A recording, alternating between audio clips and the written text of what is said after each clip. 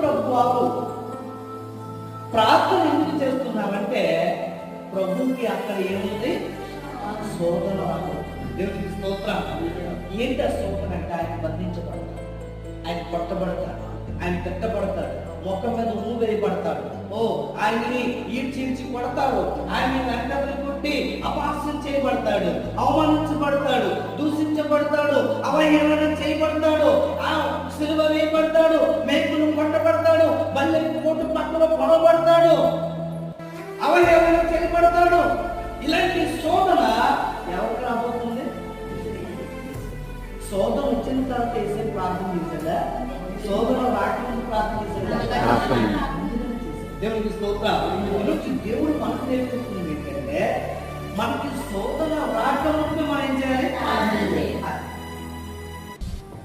అప్పుడు దేవుడు